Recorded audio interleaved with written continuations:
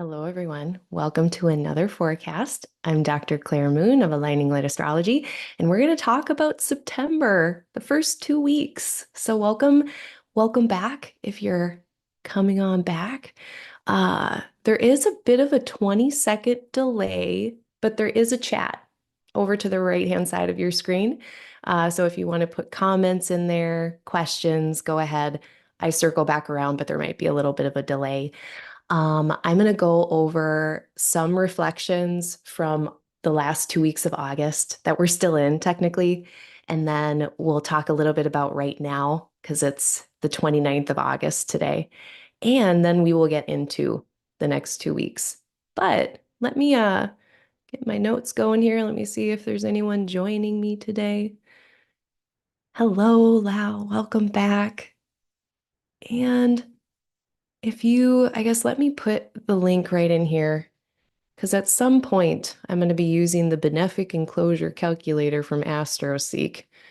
That is below. There's a bunch of resources below. If you scroll down, I've put a bunch of links to a lot of my resources, but they're in the chat for anyone who's here.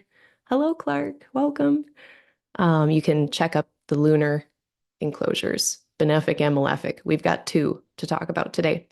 With that, let me do the dates of interest real quick here, and then I will get into all of my blabbing, and then we'll get the clock up here. So we are having Pluto re-entering Capricorn on the 1st of September. And we have a Uranus stationing retrograde. We've got a Virgo new moon on late on the 2nd of September into the 3rd, depending on where you are in the world. On the 4th, we've got Mars entering Cancer. On the 9th, we've got Mercury re-entering Virgo. And then on the 17th, which I'm gonna dip a little bit into the second half of September because I do want to give us a little bit of information about that lunar eclipse that we're gonna have in Pisces on the 17th. On the 22nd, we're going to have two ingresses. The sun is going to enter Libra and Venus is going to enter Scorpio. And then on the 26th, Mercury is entering into Libra to join the sun. And then on the 30th, we're going to have a Mercury-Sun conjunction, a Mercury Cazimi. So we only really get as far as Mercury's visibility this month, we're really only getting like a couple weeks of them visible in the morning sky. And then they're going to set under the beams of the sun again and they'll be invisible for a while. So I'll talk a little bit more about symbolically what that means, but kind of teaching you how to fish. If a planet is visible, it means that we're able to see what that planet does more easily. Pretty much 1-to-1. So if a planet is too close to the sun to be seen, whatever that planet signifies, we won't be able to see it as easily. It might be obfuscated, hidden, whatever, quiet for whatever myriad reasons we have for that. When a planet is visible, whatever that planet does, it is going to be more apparent. And so with Mercury, well, hell, I'll just talk about it right now. When Mercury is visible coming up here, pretty much right now, they're starting to become visible in the morning sky. This is actually a great segue to the wheel. If I go by the hour, so like this morning, for instance, we've got the horizon here. Woohoo. And then this morning, August 29th, the sun was below the horizon and Mercury was above the horizon, rising in the east before the sun.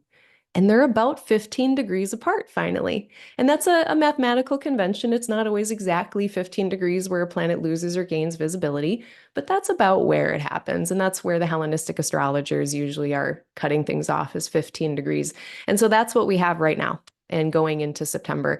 So now we can see over the next few days, Mercury is going to get a little bit further away. Oh, oh, let me clean up my screen. So yeah, like by September 3rd, we're even more than 15 degrees away. So in the morning sky, we should be able to see Mercury. And so symbolically, then I would expect over the next couple weeks This is where if there's news that you've been waiting for, if there's information you've been waiting for, we're much more likely to get it at this point in time. If you have been wanting to communicate something, have certain discussions, might be easier to do that now. Um, Depends on what your purposes are. Let's say you're a secret agent person. Let's say you're trying to do something like a surprise birthday party. Now it's going to be harder to do that. It's going to be harder to be hidden, harder to not be seen. So depending on what you're up to, Mercury's visible. Take note. That's what I have to say about them. So I just wanted to bring the clock up to show you that. Let me see. Oh, hello, Tracy. Welcome. Um, I think as far as old business, do I have any announcements before old business? Yeah, I am going to do my announcements. Usually I just shove these at the end. Okay, thing one, I do have commercials now and ads, and I'm very sorry. And also thank you for dealing with them. I appreciate you. I need to do it to keep going and keep doing this. I need to monetize a little bit more. I am not a great business person at heart, so it's usually not in the front of my priority list, but it needs to be if I want this to be sustainable. Well, that's thing one. Thing two, you can sign up for my newsletter. If you are wanting to get a reading, but money is an issue, and or any of my services, tutoring, mentoring, readings, I don't really do elections that much anymore, but I have other people for that if you need it. I have discounts, and the best way to get those discount codes for my services is to sign up for my newsletter that I send out once a month, usually around when the sun enters a new sign. I try to do it around the 22nd, 23rd every month. So sign up for that if you want discount codes. Right now, the one that I have is it's Change, Change. And I was sad. I was like, oh no, am I going to be able to spell today? Um, that's for 20% off forecasting. I had a discount on forecasting last month as well. However, I learned a new technique and I want to try it out. I want to practice with it. So I'm like, yeah, I want to get more forecasting people in so I can practice my new technique that I learned. So I'm doing another discount on that, an even better one than last month. So get that. That is valid until October 1st. So I don't think I have any more announcements. Oh yeah, I do have a link for eSIMs for Gaza below. They're actually really great for like anywhere. Um, eSIMs it's like this little technology thing that allows people to have the internet on their phone, basically. And it's really necessary if you do not have like internet infrastructure where you are. And so you can go on apps like Nomad, etc., buy these things, and you can buy it per region. So you can get one for the Middle East, you can get one for like Northeast Africa. So any of those areas where there's a lot of unrest, infrastructure might be lacking. That's one way. It's, there's different roles in the revolution. This is the one that I'm kind of prodding at amongst a few. I have a few prongs.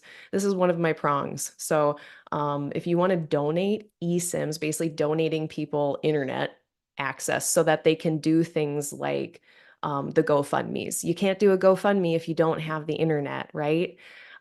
So it's really it seems kind of niche. I was very skeptical when I first saw it because like I'm not internet savvy or tech savvy, so I was like, well, but if I can figure it out, I feel like most people can. So check that out. There's a link to that below. I have a workshop we just had. Here's my final segue. Goodbye, big square. I'm going to become a small square.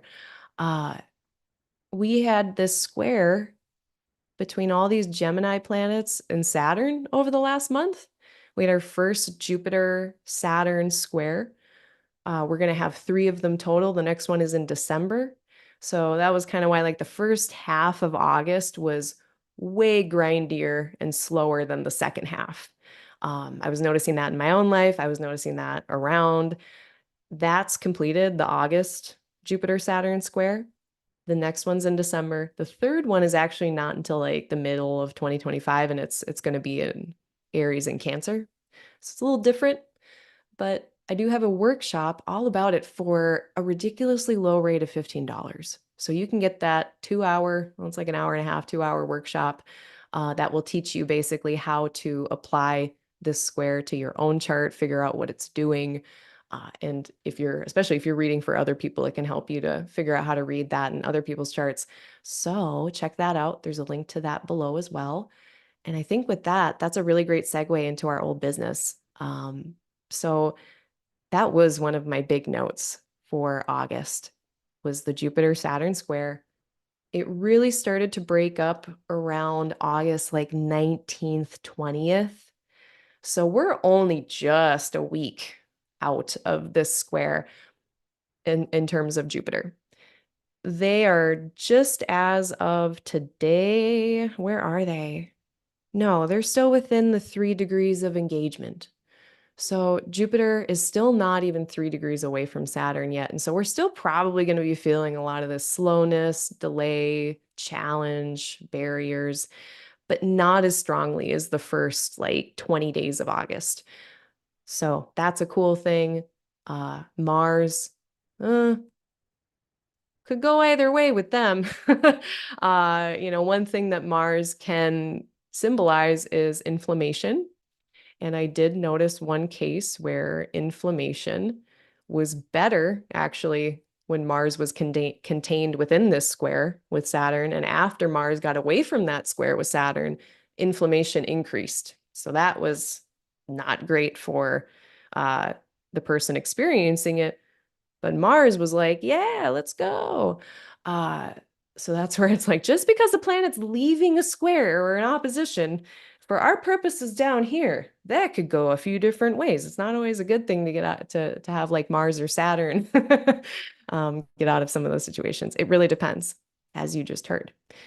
But all of that square stuff is now done. And now what we're really dealing with Mars and not so much Venus. Venus just got done with it, but Neptune. So we just had Venus opposite Neptune. Venus is now done with that. I don't love that kind of aspect for like date night. Now, if you just recently went on a date, don't panic. But whenever Neptune is involved, especially with like connection, romance, peopling, I tend to want to put things on like a what do you call that? Like a probationary period, like a like a let's just test it out and see period until Venus gets away from Neptune. Because Neptune can be confusion, it can be fog, it can be love bombing, like illusions, like not real stuff. So just give them the test of time. That'll work. And then Mars, though, they do still have to get through this square with Neptune. Now, I have several different delineations for this that run the gamut of cool to less cool. But I'm going to just rattle a bunch of them off. I kind of did a little brainstormy thing last night with this. So Mars is applying to a square with Neptune pretty much this week, completing peaking in intensity on the 2nd and the 3rd of September. So Mars square Neptune pretty much for the next several days, if you're listening to this right now, at least on the 29th of August. Mars is effort, action. Mars can also be conflict. Neptune can be spiritual stuff, artistic stuff, inspiration. It's dissolving. It dissolves things. It's unconditional love. It is forgiveness, acceptance. It's a lot of cool stuff. It's also the dissolvey, kind of foggy, confusing, uncertain nature of Neptune can be really challenging down here in the material plane. So when we put together Mars with Neptune in a square, so squares, a little bit of tension, might need to make some adjustments to make this work out here in a way that feels okay. But effort, action, coming from a place that is inspired, coming from inspiration. I'm going to act because I feel really inspired. Action, effort coming from spiritual or artistic places, putting action and efforts towards spiritual or immaterial pursuits. So just working toward your spiritual whatevers. Hopefully it's not frustration around those things. That's kind of, I've been noticing a little bit of that in me. So projection alert, projection alert. But yeah, frustration, Mars, with maybe having to make changes or adjustments with spiritual life or artistic life. Yeah, actually, a funny example of this that just happened to me yesterday while this has been active. I was trying to play guitar and sorry. Well, I was trying to play guitar. For me, um, Mars is currently in my fifth house of hobbies and recreation and fun and all that stuff. But Mars is cutting, Mars is severing. And I was noticing that I was playing guitar and I was having a hard time playing guitar because my fingernails were too long on my neck hand. And so I went and clipped my fingernails and then I could play a lot better. So yeah, that was a thing. That was a very Mars artistic-y, having to make a pivot in my artistic pursuits in that moment for sure.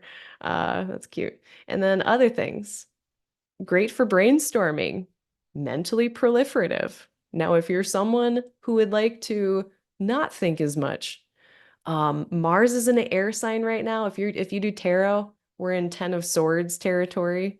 So it's a lot of thoughts and thinking in that last part of Gemini, especially. Um, Hopefully we can put it to good use to do some cognitive effort, cognitive labor. Hopefully it's not edging more on that, just like proliferation that is really bothersome and causes suffering. And so that brings me to my next one with Mars square Neptune. Rumination, thought loop machines, wrestling with fantasies, wrestling with fears, um, actions, efforts needing to happen amidst uncertainty or confusion. It's like sometimes we don't always know if our actions will pan out, if they will lead to anything, but we kind of got to try anyway. So if you're working with some uncertainty, just hang in there till like the second or third. And then, uh, I mean, this can go a lot of ways, but like action or efforts being misdirected or confused. So asking for consent before doing things on behalf of others or in partnerships or groups, just make sure everyone's like on the same page with like where the action and effort is going and in what way. Um, Conflict, aversion, anger being dissolved, that could be something, but it could also be conflict, aversion, anger being misdirected. Getting mad at the wrong people for stuff, that happens a lot. Deceptive actions, and then efforts or conflicts being muddied or dissolved or confused. So it's like you're trying to argue with someone and you like almost forget what you're arguing about. That is definitely the weather this week. So, be careful out there online. This is not weather to like do keyboard warring if, yeah, yeah. So there's that. That's going on right now, and that'll be the case for the next few days. I do Was there any other old businessy stuff? Oh yeah.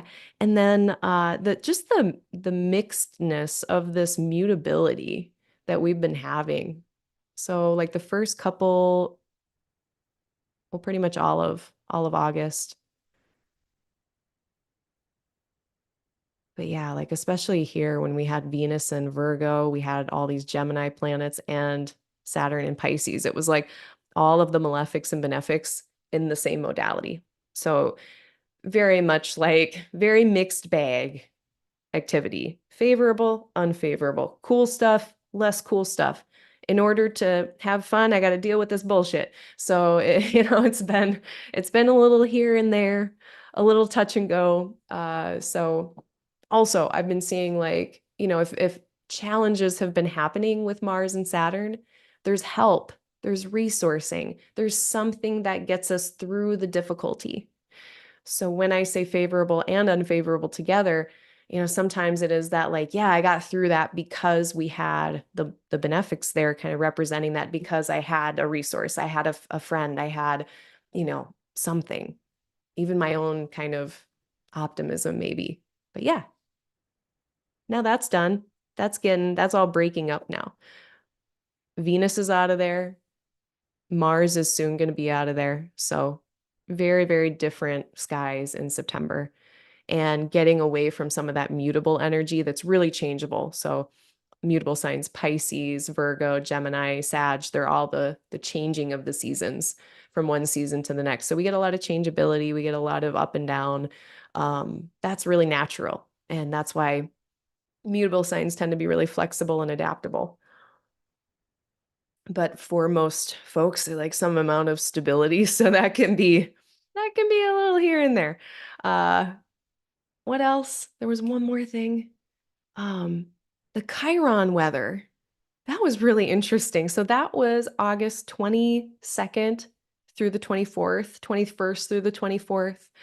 What I was noticing then was Mercury retrograde, Mars and Jupiter, and Chiron. All of these folks are at like 21, 22, 23 degrees the last 10 days or so, more like the 21st through the 24th of August. And when I put Chiron, who is challenges, but also healing from those challenges, and then Mercury, who's rethinking things and reconsidering things and, having a second look at things, and then our planet of effort and learning, action, understanding, all coming together in these very nice, like sextile sort of angles. So, like when I see these sextiles and trines, it's really looking quite constructive. Um, Not only that, but like Venus was able to see Mars and Jupiter. And so that was kind of adding into like the relational aspect of things potentially, or Venus being a harmony inducing planet. So that Chiron weather, what was coming up between the 22nd or the 21st-ish of August and the 24th that might have been like a recurring ouchie, something from the past, especially with Mercury retrograde. It is so often something from the past coming back up. And hopefully y'all were finding some cool tools or realizations or understandings that put you more on like the healing side of that equation. Um, what I noticed for me, it was so funny because I had seen that weather coming and then I gave my forecast last time. And for those of you who have been messing with me for a while, you know that I go to these like behavioral medicine classes every now and again. It's the NICABM, National Institute something of Applied Behavioral Medicine. Someday I'll remember the acronym, but it's not today. And they're basically therapist people who are really into somatics, really into like working with the body, it's behavioral medicine stuff. If you know, you know. And a lot of that was going on during these days for me. I got an email and it was like, here's another week of free classes because they'll do like a week of free classes and then you can attend live for free. But if you can't make it at when it's running, which they run them like 5 times a day, which is awesome, then you have to pay like $300 for the whole thing. So I tend to, anytime these come up, I just like clear whatever else I had for the week. I'm like, nope, I'm going to take these classes because I don't have $300 and it's such good information. It's pretty much how I'm trying to become trauma informed beyond my own trauma. It's like, just because you have trauma doesn't mean you can, help anyone else. So I'm trying to, not like to be a armchair therapist per se at all. I don't want to be out of my lane. At the same time, it's really good to know, like, when you're in this reading space with people, if you're out there and you're a reader as well, like, it can get pretty heavy and people bring in a lot of tender topics. So how do I make sure I'm not doing harm as much as possible? So these classes really were helping me do that. And they came up this week. So and it's all about trauma. And so it's just like learning about different types of trauma and like how to recognize it and the signs of it and what to do if it comes up. Um, and it was so funny because I was taking those classes and then I was having something come up in my personal, family, private life where it's like I immediately was able to apply the skills that I learned in a context that called for it. And it was just like so just clutch, so clutch. So that was my Chiron weather. And it was tough. And my own personal astrology aside that's happening right now, it was definitely some tender weather. Yeah. So if you had that, just know that that's done. It's the 29th now. So we're not there anymore. But yeah, that was the other piece of reflection that I was like, oh yeah, that was very spot on. Chiron weather comes and a therapy thingy about trauma comes into my inbox that I'm gonna do. So yeah, let me check in with people and then I'm gonna do a little bit of meditation grounding time before we get into the current sky and like the future. But let me check on folks, see if there's holy cow, there's a lot of action. This is great. Yay. I love when there's action in the chat. Um, when I say forecasting, I mean just like looking at transits, looking at the future. Yeah.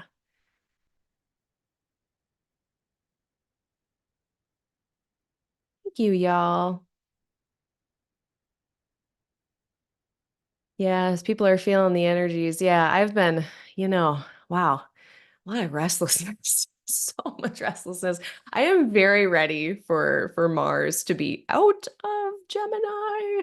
I have a lot of mutable stuff though. So if you have a lot of mutable placements, if you've got a lot of Sagittarius, Pisces, Gemini, Virgo in your birth chart, this weather the last month has been really a lot for the mutable folks. If you've got more in like the fixed signs, the cardinal signs, maybe this hasn't been hitting you as hard. Congrats. Like you get to rest for this round. But yeah, mutable has been very, very interesting, very busy. Oh, Kai. Okay, so Reverend Kai is in the chat. They're also an astrologer. They also go to those NICABM classes, the NICABM classes. Um, Yeah, check them out. They're great. Good. Yeah, like aren't they good? Like, and again, like not to like no, incriminate myself. This is just the nature of how things go. Like, for those of you who don't know, I was a pharmacist for a long time before I was doing this, and I didn't get so much training in pharmacy school for certain things that we need training for. So you kind of learn by doing, and it's not a matter of like if, but when, in terms of when a mistake is going to happen or there's going to be something ouchy that comes up, like and then you realize you have to adjust your practice. So it's not a matter of if, but when, in terms of like not great things happen in one's practice, and then you have to make changes. And these like trauma classes are so good because there's so many signs of that are so subtle that unless you take these classes, you really don't know. So I've found like at least 4 or 5 different things that I've changed about my practice just in the last year. And it's like that every year. So yeah, it's continuing education. Very, very necessary. Not to like humble brag or whatever. This is just like for pharmacy, I have to do 30 hours of continuing education every 2 years.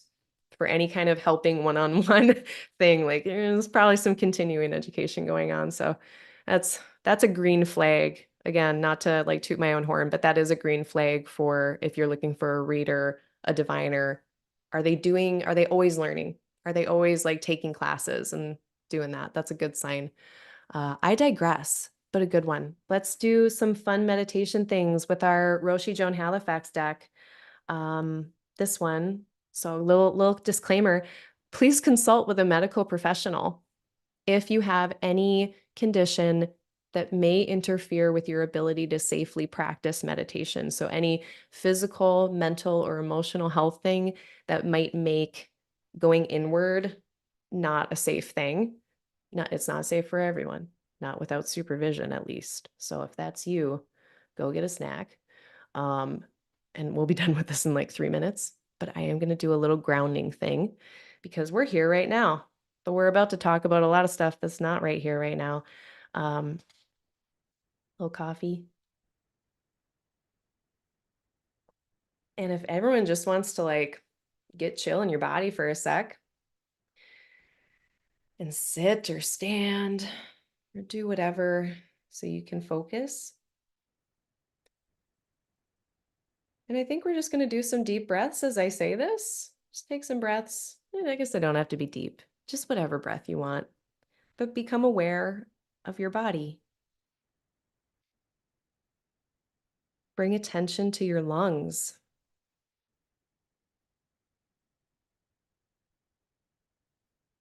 On your next in-breath, feel your lungs filling softly with air.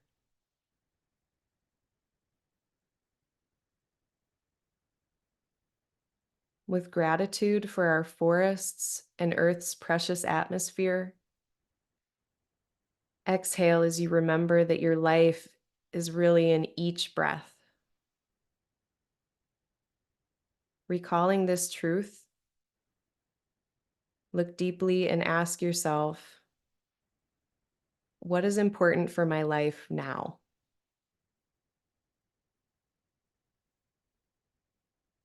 What is important for my life now? And that last sentence is why I chose this one. Thanks, everyone. That was very nice.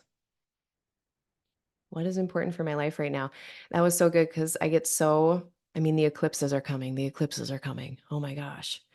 And when the eclipses are coming, of course, you know, the astrology community. Oh my gosh, every time. Um, but we can just ask ourselves, like, what's important for my life right now? I can think of a billion things in the future. I can think of so many ways this eclipse could come out, but what's important right now? And then coming back to that. Very, very good. And next forecast, so in 2 weeks from now, um, and for the 2 weeks after that, so pretty much all of eclipse season, I'm gonna give this deck a rest and I'm gonna switch over and talk about a method for emotional processing called RAIN: recognize, allow, investigate, nurture. And it's a whole method for how to like be with yourself and do something about it, which is the antidote to when astrology gets to be a little heady and a little heavy, is like coming back to the body, coming back to the needs. Uh, so we'll be talking about that as a support thingy for eclipse season. And heck, I should make a note and I should just put that. It might be helpful for people to have that now. So I'll put that afterwards below. All right. Oh, there might be a question.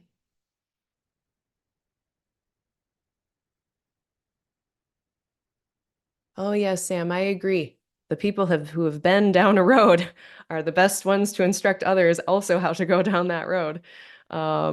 Oh, good. There's a bunch of people in the chat who are taking these classes. Yeah, good job. Yeah, I mean, they're free. Like, I really should just start because like I found out from them from a newsletter that I'm a part of. I should just like try to keep a better eye on it so I can like put it on my newsletter so more people can see it.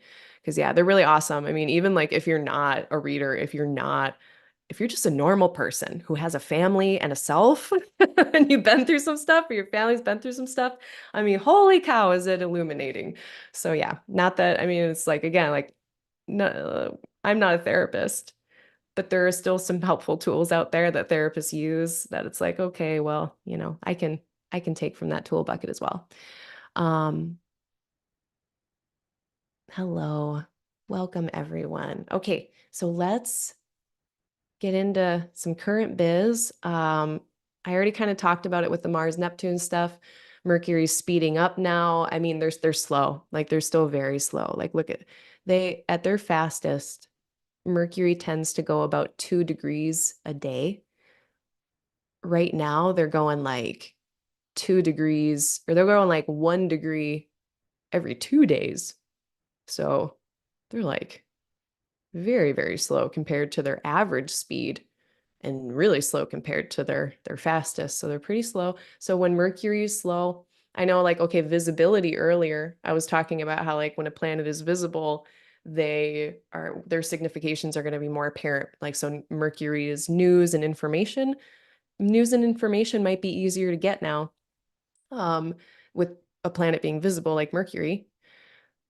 Them being slow, like their speed, that's a separate measurement that we add into the mix of a planet's condition, the planetary condition. And that speed is slow right now. It is not very fast. And so information and news, okay, more apparent, there's a better chance of it happening and coming, Still a little bit slow. So, over the next week, they will increase in speed. And then they're eventually going to get into Virgo, and then they're really going to be pretty much kicking ass majorly. And that's by like September 9th. So really improvement, stepwise improvement between now and into the second week of September in terms of communication, travel, buying and selling also gets better and better over the next week or so. Uh, Venus is in Libra. She's with the South Node, so we got to talk about that because there's some nuance there. And then, yeah, the month of August ends with direct Mercury, slow Mercury. Yeah, we said that. After September 9th, so a couple overall thoughts, and then we'll get to the details. So after September 9th, things really pick up pace. The sun is going to get past Saturn's opposition. So the one thing, like as much as Mercury's getting a little better, the first part of September slowed down in some other ways because the sun is opposite Saturn, but then that gets better. That breaks up after the 9th. Uh, yeah. So like really like hang in there with the speed and pacing of things as September opens, but then things really get going even more. Um, Jupiter, Mercury, Virgo, Venus, they're all doing great, especially once Venus gets away from the South Node. Yeah, and last thing is that air signs. Air signs are fun this month. So now we're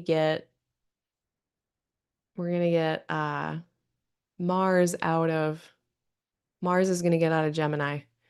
And that happens on like the 4th of September. And then we're going to have an air signs, just benefics, and not Pluto either. So air signs are pretty cool this month for the moon. There might be a couple of things here and there, but overall, yeah, air signs for the moon are nice this month. So I will tell you when that is. That's like the 5th and the 6th of September. Some other things aside, the 15th, 14th-ish, 15th-ish. And then at the end of the month, 22nd, 22nd. So air signs are cool. And that brings us to the first. So let's talk about outer planets for a minute because Pluto is moving back into Capricorn for the very last time. And Uranus is stationing retrograde. So what do we make of these outer planets doing things? So yeah, let's talk about Pluto first.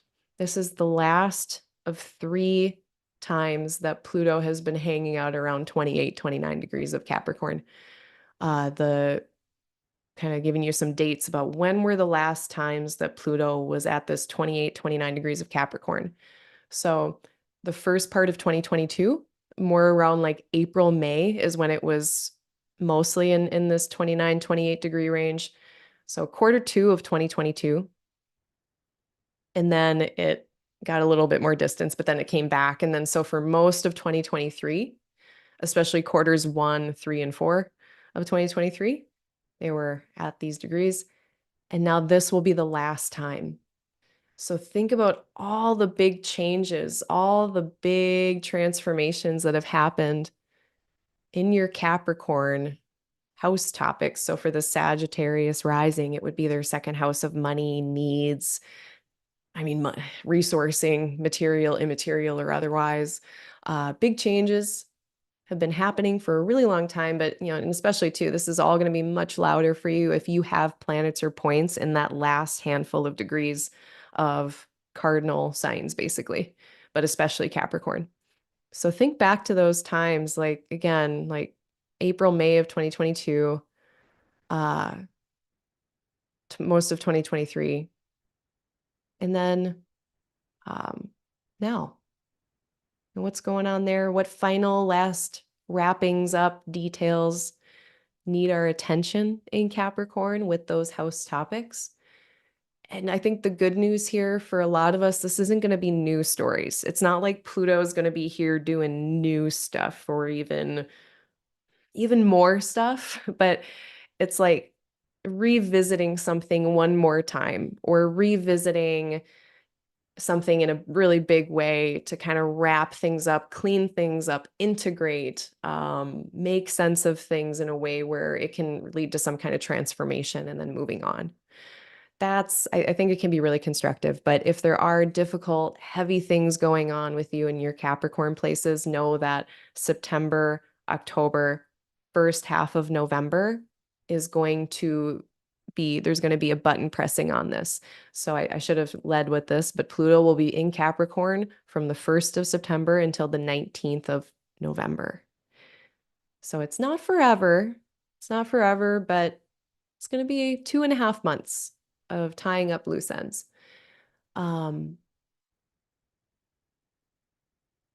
Uranus, the other outer planet who's doing things, they are at 27 degrees. It's looking like 26, 27 degrees.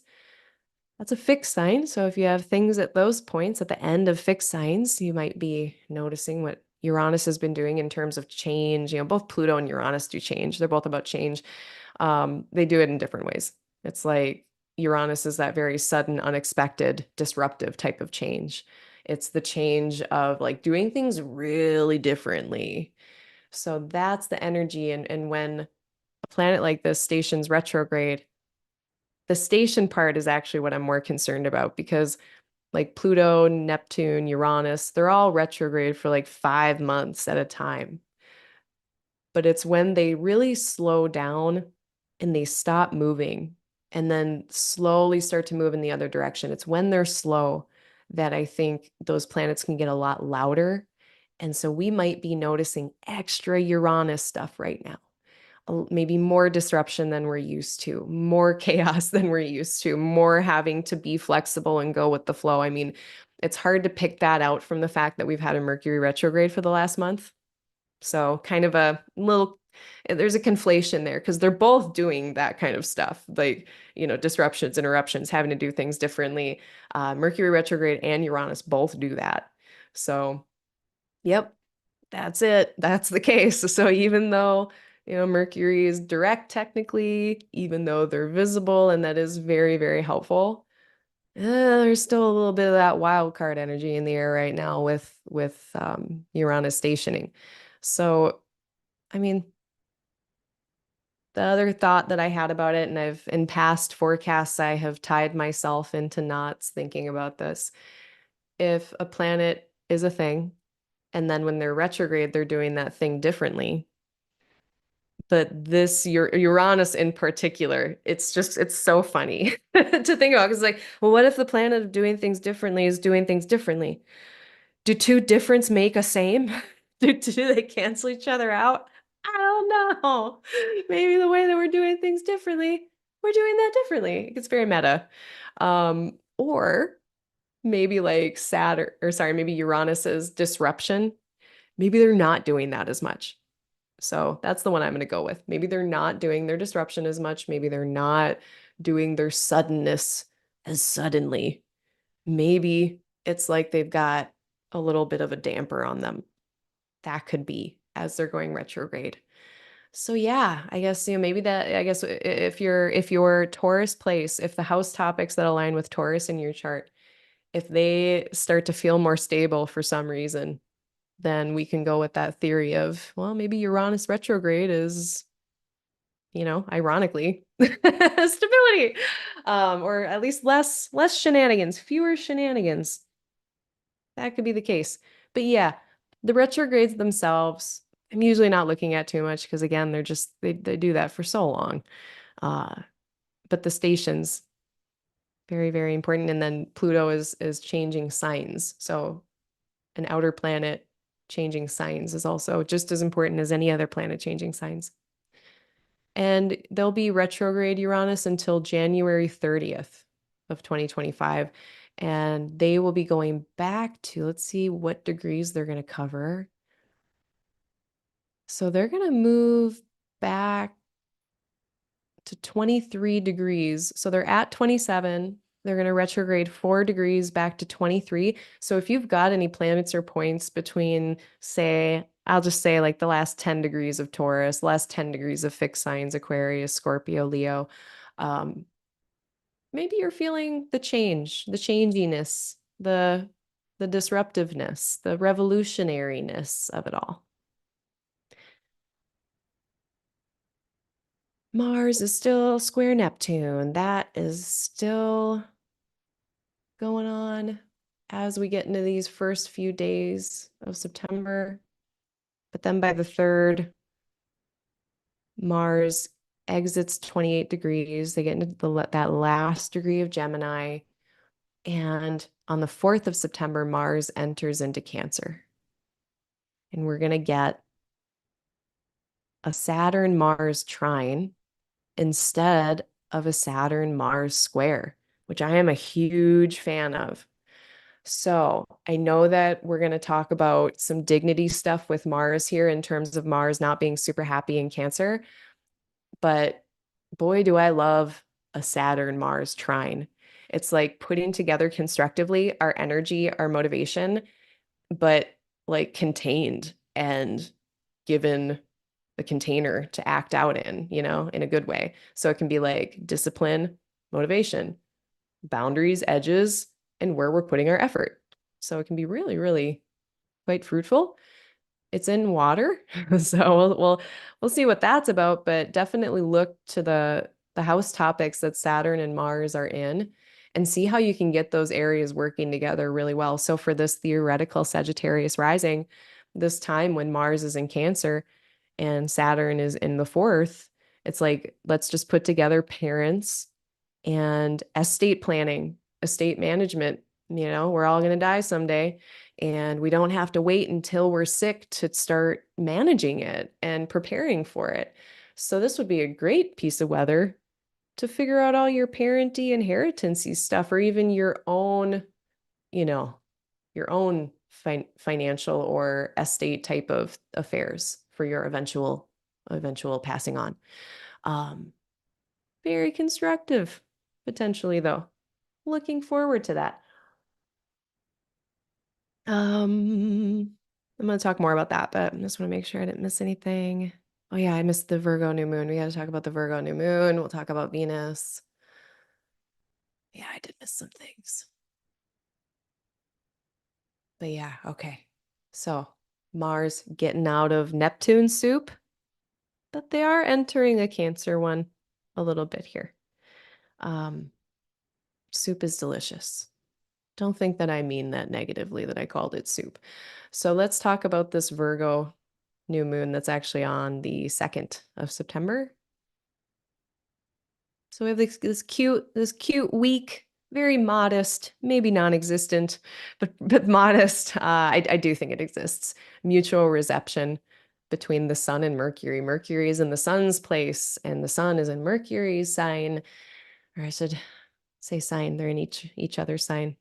I get sloppy with my place, house. Anyway, uh, it's like they have a tin can telephone. That's my favorite metaphor. It's like being in your friend's house and your friend is you're in each other's houses and you got each other on like a very poor connection, but there is some connection and you can be like, hey, where's the bathroom? Hey, where's your toilet paper? And you can help each other out. So really a lot of connection with this new moon, connecting with Leo. Like there's something about Leo that is important in terms of the Virgo full moon, or sorry, new moon.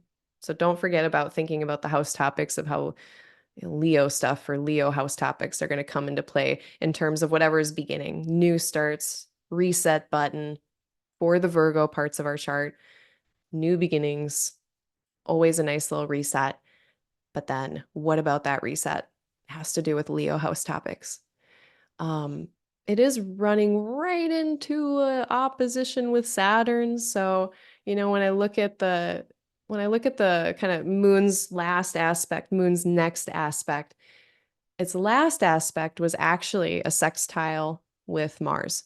So the moon goes into this reset, this ending, with a lot of energy or effort towards something, maybe trying to figure out what thing to choose at the end of Gemini. It's like, where should I, what 2 or 3 things do I need to pick in order to have some kind of progress? And the new moon can be like, all right, well, what are all the little details? What kind of planning or regrouping can we do in order to take on this effort that we might want to take on, or these 2 or 3 efforts that we might want to tackle? Um, but then there is this conversation with Saturn and looking at limitations, challenges, maybe whatever you're like on fire to do, whatever Mars is like choosing between here, might be a lot of excitement and enthusiasm. And maybe it's like a really long, big project that you're working on. And it's like, wow, how do we do all the little things that are going to get us there? So that's a little bit of the vibe, but there is this vibe of like challenge and, seriousness, commitment, needing to commit. Saturn's retrograde, so I don't know how much they're going to want to be doing that, but definitely there's like this reconsideration of like the bones and the structure of things. We've got a lot of planets of order, like Jupiter, Sun, and Saturn all have something to say about order and structure. It's like Sun is the center principle, Saturn is the outside and the edges, and Jupiter's all the order and meaning and coherence in between. So really trying to bring order, structure, and coherence to places where it's really hard to do that. So be really kind to yourself this new moon. It's like shoot for the stars, but don't be hard on yourself if it's a long road there.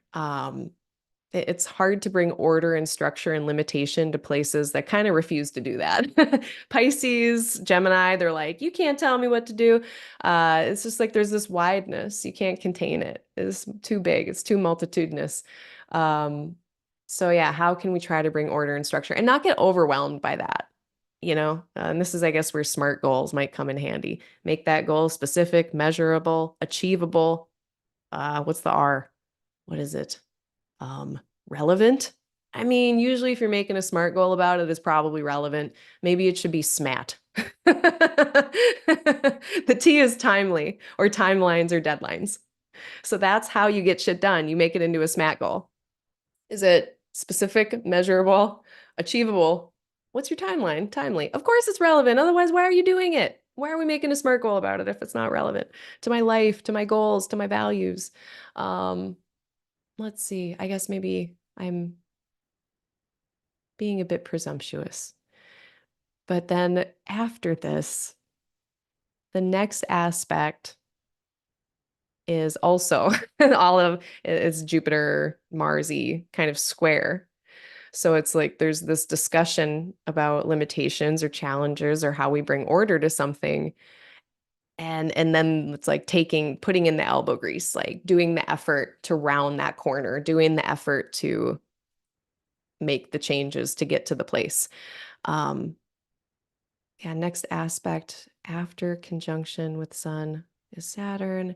And then after that opposition, yeah, after the Saturn aspect, then it's Jupiter Mars again. And the fact that the moon is going to meet Jupiter and Mars after this, I mean, it's like, okay, yes, there's a bit of tension, but we do have Jupiter giving some information to the moon about feeling hopeful, being optimistic, trying to find solutions, having goodwill throughout this process.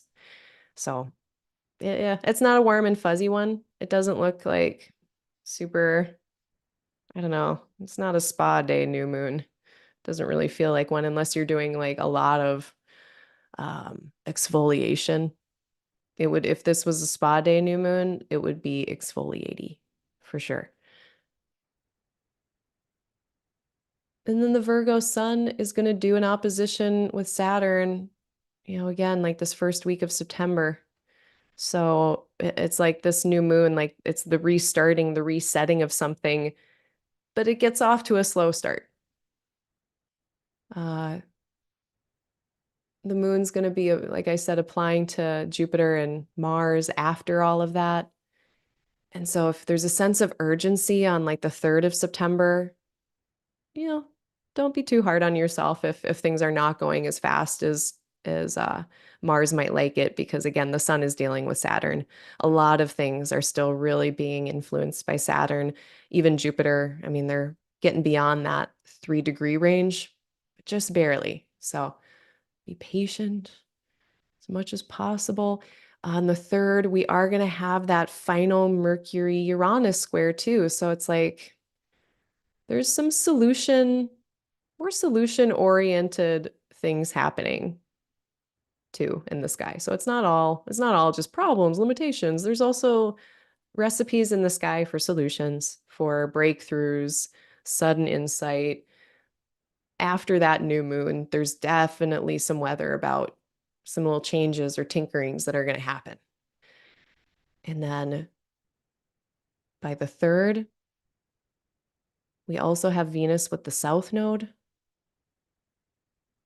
So, of course, Venus in their own sign, Venus is very well resourced. Venus is able to Venus very well, do their connecting, doing harmony, uh, thinking about ethics and fairness, very effective at that. Social awareness, for better or for worse, very effective. I say for worse because it can be kind of torturous for the poor Libras out there who are constantly concerned about everyone around them. That's a lot of effort. It takes a lot of effort to keep a teeter-totter just like this. Usually they want to kind of fall to one side. So, Venus is really strong here. Art, love, beauty, romance. All right. But the South Node is here, and the South Node is more immaterial, more spiritual. So maybe it's like the art, the connecting that we're doing is with more like in a spiritual way, or in more of like a transcendental, like there's an immaterial value to something, like like the pricelessness of something. That could be this. It could also be a bit of a decrease for Venus as well. So what does that look like? It's like, maybe we might expect a ton of connection with Venus and Libra, but these first few days, maybe not as much as we would expect.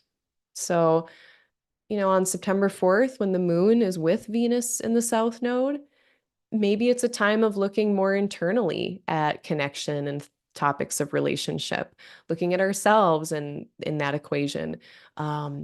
Maybe it's, being more private or quiet about the art that you're doing for a couple days. Um, yeah, it's definitely not as energetic in the material sense. And so if you are like, well, Venus is in Libra, I'm going to start making dinner dates with all my friends. And it's like September 3rd, 4th, 5th, and you're like, I don't really feel like it. You might feel like it more like maybe on the 6th or the 7th or something after Venus gets away from the South Node. And honestly, like, so she's with the South Node, and then the sun is dealing with this opposition with Saturn. So maybe even more like on the 9th or 10th or something. We want to feel more like hanging out with friends, or the 11th. But earlier, I kind of was excluding, I've designated the 7th and the 8th of September as my mind your own business days. That's why I kind of leave those out. But yeah, like let's get Venus away from the South Node. Let's get Sun away from this opposition from Saturn. Let's get the moon out of Scorpio. And then nice little Sag moon, and things are looking a little lighter in the sky by the 9th. So, that was a little speed run, but let's talk about Mars entering Cancer. Uh, Otherwise, are there any questions so far? Any questions about Venus and Libra? I guess let me talk more about Venus and Libra. But let me see if there's anything in the chat. No, just lovely comments. Just lovely comments. So when the sun does get into Libra, they are no longer going to be in an opposition with Saturn, so that's cool. They will be, continuing a bit of a sign-based square with Mars. But what I like is that at this point, Venus has already passed that square with Mars by degree. So it's starting to soften already. So as much as like, yeah, overcoming square for Mars, kind of a little bit of a drag here. At the same time, could be worse, could be worse. I was looking at back like in 2023 when I was still doing electional astrology and doing wedding elections. I was looking at 2024, trying to elect marriages and stuff. And I wanted to pick now so bad because I just wanted to pick this like, granted, usually like Venus Libra is more for betrothals. It's usually for like, people asking. someone to marry them. However, if someone gives me like, okay, I need to get married in fall of 2024, and I have to pick that. Yeah, I'm gonna pick like a Venus and Libra, right? Um, that being said, like it's such a short-lived little window where we even have her where she's not getting this overcoming square from Mars, which is a deal breaker. That's a deal breaker for me. So I couldn't really use this weather for a lot of stuff that I wanted to. So again, there are some nice things, but it's complicated. It's a little nuanced. I do love though, so Jupiter is giving Venus an overcoming trine. So this is a condition of bonification. Uh yeah, very, very nice having Venus in Libra. And then circle back around though. Very nice having Venus in Libra, but everything is a coin with two sides. So I don't have a Venus in Libra, but I do have an air Venus on my ascendant. And strong Venus can be, again, that just like compulsion toward the other sometimes, for better or for worse. So, like, again, if you just, when Venus is in Libra, if this is a tough time for you for whatever reason, and like the connecting and the peopling and just like the fairness stuff is really a challenge during this time, or like, say, Venus in Libra warrior princess Venus. This is Xena warrior princess Venus. It's daytime, diurnal, quote unquote, masculine, more externalizing Venus. So when it comes to values, fairness, justice, she's not just sitting around waiting for things to change. She is out there doing things about it. And so warrior goddess comes into mind when I see diurnal Venus in a fire or an air sign.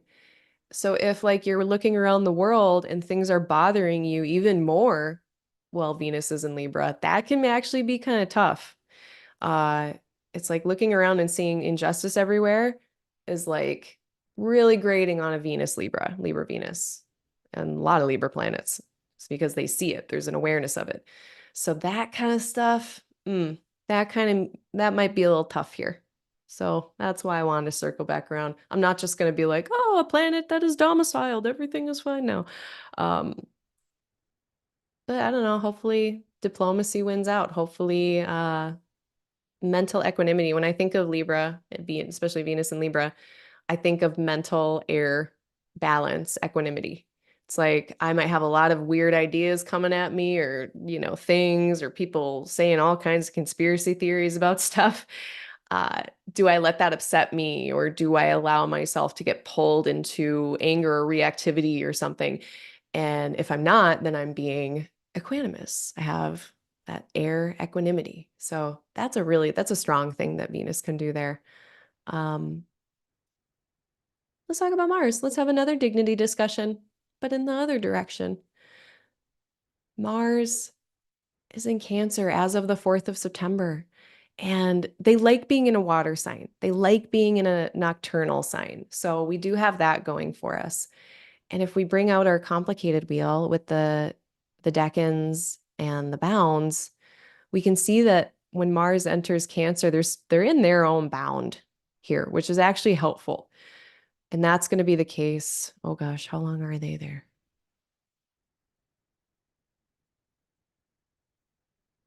Yeah, so like, I mean, I would say the first like half of September, we do have Mars still relatively powerful for being in their fall. And when a planet is in fall, that is like being in a depression in the earth. It's like being in a hole. It's like being like unappreciated and dishonored, versus like exalted planets like Mars and Capricorn is exalted. They're the guest of honor. They actually operate very, very well in Capricorn. They're appreciated there. They're honored there.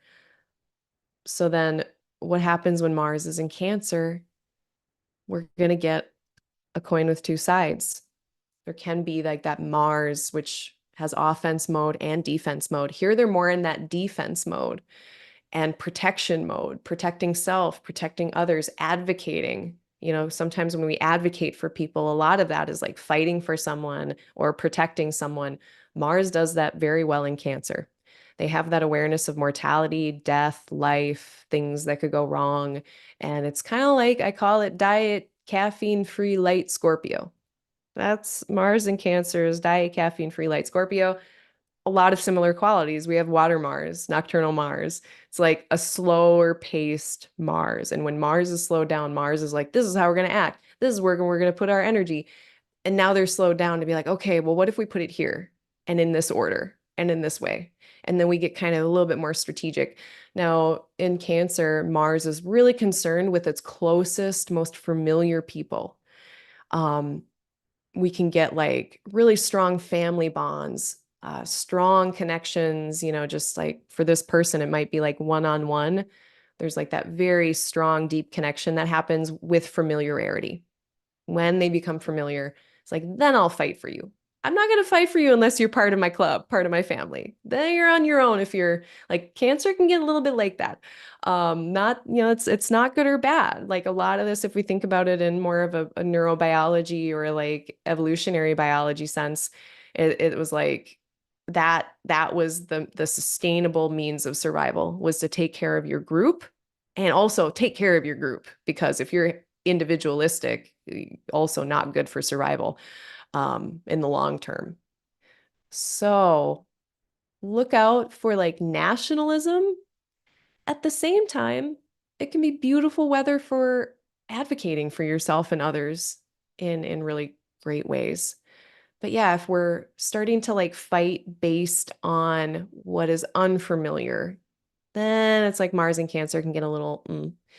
So frustration, Mars wants to act and it's slowed down and it's not given the tools to do that how it wants. So it's like, if at all, when Mars is in Cancer, there's a question of agency. Like, do I really have, am I allowed to, or can't I do it? That can be frustrating. So do the best to like focus on your locus of control. This is where I can act. This is where I can put my effort. Because it might be a little hard in Cancer sometimes for so many reasons. What else about them? I mean, and this goes for Scorpio, this goes for Mars and any water internal sign, even Mars and like an air internaling kind of sign, or sorry, Earth internalizing. Water, Earth is more internalizing. Uh, Internalization of Mars feelings. Mars is I don't want, push away. Mars is aversion, do not want. So if there's a lot of that and it's going inward, or if it's about yourself, like that can be a whole thing you got to deal with.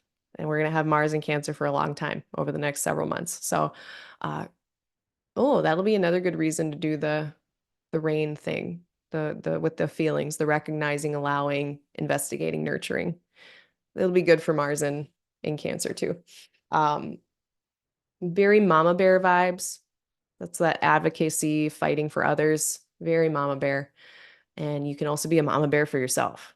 So, uh, love that trine with Saturn. I'm so pumped for that. I love Saturn Mars trine. I'm so jealous of people who have it in their birth chart.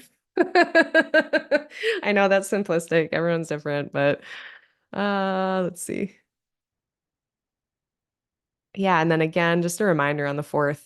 The 4th is the day that the moon is going to be with Venus in the South Node. So if you want to sniff around and see what's Venus in Libra in the South Node like, put a note on your calendar to pay attention to your life on September 4th, especially in the Libra areas. And then on Thursday, the 5th, so then we get that really, that opposition starting to heat up between, or I guess start to get into the deep freeze with the Sun and Saturn. So they're in engagement territory as of the 5th of September. Engagement is just a fancy word for 3 degrees away. Applying, has to be applying.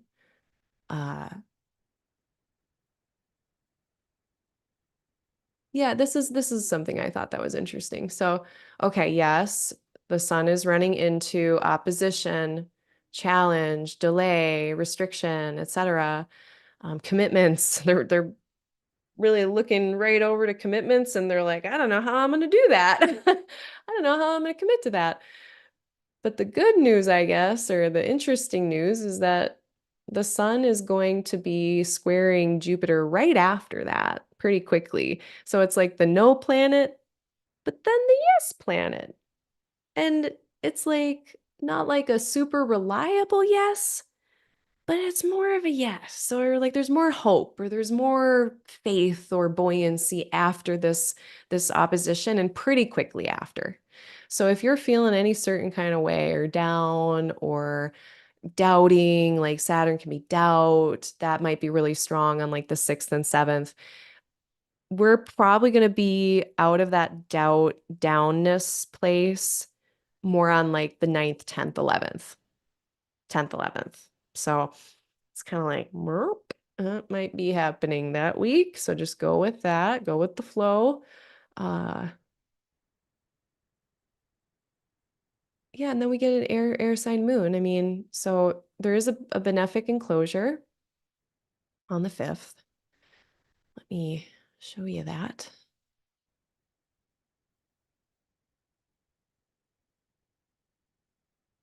So here we have this one. So between 8 degrees and 21 arc minutes of Libra and 19 degrees 36 arc minutes of Libra on the 5th into the 6th of September, the moon is going to spend 22 hours in between Venus and Jupiter. And that might be a time on the 5th and 6th. So it's like that's during that other weather that is kind of just okay. The Sun Saturn opposition, there's a little bright window. So if you've got something to do to get done, I would do it during, oops, I would do it. I was going to say, we have, yes, the moon is in a benefic enclosure, but the sun is opposite Saturn. So if you do have like a little window you need during the 5th or the 6th, do it. Let me get the times here. This is universal time, by the way, but that's going to be about 9 in the morning until on the 5th until 8 in the morning the next day. So for me, that's going to be like effectively all day on the 5th in the central time zones in like United Statesy type of time zones. That's going to be more on the 5th, the benefic enclosure of the moon. The further global east you go, so that'll be more on the 6th, increasingly more and more into the 6th. Uh, yeah, cool. It's always nice to have one of those, especially when the sun is opposite Saturn. Then we're gonna have Friday the 6th. Yeah, that's when that Mercury square Uranus is. I think I was saying it was a little earlier before, but it's on the 6th. It's an engagement. I think that's what it was. It was within engagement range on the 3rd of September. This Mercury Uranus square. Uh, it's going to perfect on the 6th. So, yeah, this first week of September, I feel like we're still climbing out of the August stuff. So, and two, we're still in the post Mercury retrograde time. So, Mercury is still retracing all of these steps. And, they're not going to be out of that until like September 11th when they get to 4 degrees of Virgo. So, yeah, like this first week of September, really climbing out of the stuff of August still, I think, in a lot of ways. And I guess Mercury retrograde protocols on the 6th on Friday. Mercury retrograde protocols. Leave early for things. Don't overschedule yourself. Don't schedule yourself back to back. Like give yourself time between stuff. Double check communications. Over communicate. If there's disruptions with your communication, disruptions with buying and selling, if you were trying to get mail, it might be a little bit of a hiccup here. Not saying you're probably gonna get the mail. Like I think, Mercury's direct, Mercury's visible, but yeah, a little bit of a hiccup around the 6th with Mercury stuff, commerce, speaking, listening, traveling. And like, okay, the sun and the moon are travel. They're definitely travel because they find their joy in the third and the ninth. But when I think about Mercury being exchanges, like you can exchange yourself from one place to another in space-time. That could be Mercury. And two, like in the myth, Hermes was the only one that could travel between the upper and lower worlds. So that's a quite a travel-y type of thing. Uh, yeah, I feel good about calling Mercury a planet of travel. Hermes had little wings on his feet. It makes sense. So then on the 6th, Mercury retrograde protocols. Be open to insights. Be open to new ways of thinking. Be open to doing Mercury things in a different way. And not only that, but then Virgo and Gemini also might, around the 6th of September, breakthrough energy, interruptions, but maybe like cool ones when it comes to Virgo and Gemini topics. Sometimes we need things to be disrupted. Sometimes we need a break in how things are going. So it doesn't have to be a bad thing, but we might have to really go with the flow around the 6th. Another interesting thing I noticed around this time, we're getting more this second week of September now. We're getting Jupiter sextile Chiron. And Jupiter and Chiron for me are so similar. They're both planets of teachers, students, mentor, mentee. Chiron, the wounded healer, was like the ultimate coach, teacher, mentor, physician, like taught all kinds of people stuff, even despite his own challenges. So when I get Jupiter, an archetype of learning, understanding with a planet of wounds and healing, that could be pretty potent. So this second week of September, some of that Chiron stuff coming back around. So if you were here a little earlier and I was talking about the Chiron weather we just had, um, some more constructive Chiron stuff coming in September as well. So that's really neat. And maybe especially bringing healing to the Gemini and Aries parts of your chart. So if this is like a Capricorn rising person, maybe with like their labor schedule, their daily chores and tasks, and home and family or parents or all of that. Maybe there's some constructive healing happening or insight or understanding around some of those topics. Second week of September. And then we get to September 7th, and now it's a mind your own business day. And I know there's a malefic enclosure of the moon. I will say though, because I saw a malefic enclosure of the moon when the moon is between the rays of the intense planets, it's just intense. And moon's in Scorpio, so they're not super well resourced at the same time. So I was like, mind your own business. But it might not be that bad because it's trines, there's trines, and there's a mutual reception. And trines and mutual receptions make things function usually more constructively or a little bit better. Now with trines and sextiles, sometimes what's like freely flowing between those two places or constructively growing between those two places is a bunch of bullshit that we don't want. Like that's very, very real.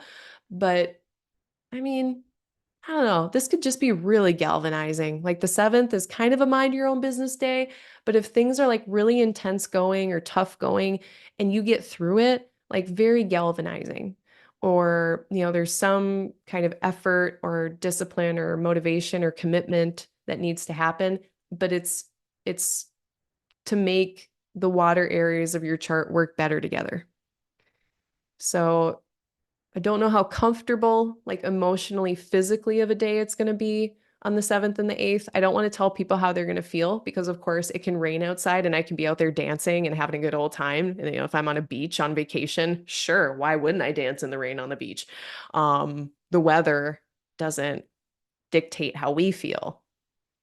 That being said, depending on your own chart and how this is hitting it, yeah, it doesn't look like the warmest and fuzziest of vibes. That being said, again, there's trines and the moon is in Mars's place and Mars is in the moon's place. And so I know that they're not, it's like I'll imagine, but they're on the same team. So it's like imagine you and your friend are both studying abroad in different countries that you don't know the language, you don't have any resources, you're like, crap, what do I do? and your friend is in the same boat. You cannot send each other money. You cannot send each other assistance or help each other learn a language potentially in quick time in an acute scenario. But maybe that friend's like sending you a meme and they're just very empathetic. I know what it's like, buddy, hang in there. So like that kind of feels a little bit like what the moon and Mars might be up to. Um, but they are both of the night sect, so it makes me kind of feel like they're getting along. So there's some mitigating conditions here, but the moon it is not witnessed by the benefics. Can't be seen by either benefic here, which are the stabilizing planets that are less intense, they're more temperate. So then that was the final straw that made me consider this a mind your own business day. Maybe constructive, maybe galvanizing. The 7th and the 8th. Then on the 9th, we're going to have Mercury re-entering Virgo, and the moon is going to be in Sag. So we're going to get a different vibe on the 9th and the 10th into the 11th. Then at this point, the moon can be seen by both benefics again. So that's nice. Mercury is now direct, visible, and in their own sign. Pretty neat. They are going to be dealing with this opposition with Saturn, but it's fine. Don't worry about it yet. Oh, and the sun by this point is going to be beyond that opposition. Yeah, this is the other reason the 7th and the 8th are mind your own business days. That's when the sun is opposite Saturn. So on the 7th and the 8th, that is not when I'm going to be asking for things, sending in applications, like starting things that are important. It's not the time, I don't think.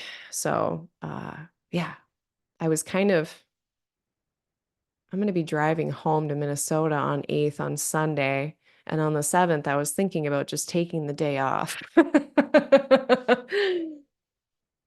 But astrology finds us, it's just like, but do I want to involve other people? That's the other question. So yeah, do what you will with that information. Let me actually show you the malefic enclosure on the AstroSeek software. It's this one. So it's 29 hours long, which is why it's kind of worth talking about. But it's when the moon is between 1 degree 31 arc minutes of Scorpio and 15 degrees 59 arc minutes of Scorpio. So effectively all day on the 7th, looks like most of the day on the 8th.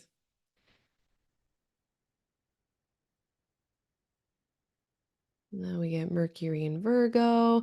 So like too, I mean, if things have been, if there's outstanding issues or certain things that like the cookies have not, like we don't know exactly where they've crumbled yet, or yeah, if there's any kind of loose ends to tie up from August, now I really think that Mercury is going to be able to help us do that and tie up loose ends, figure out the details of some of the problems that we've been having, making smart goals, SMART goals about those problems, getting into the details. If this, then that. Okay, this didn't work. Let's try this. Okay, that doesn't work. Let's do this. And it's pretty unemotional.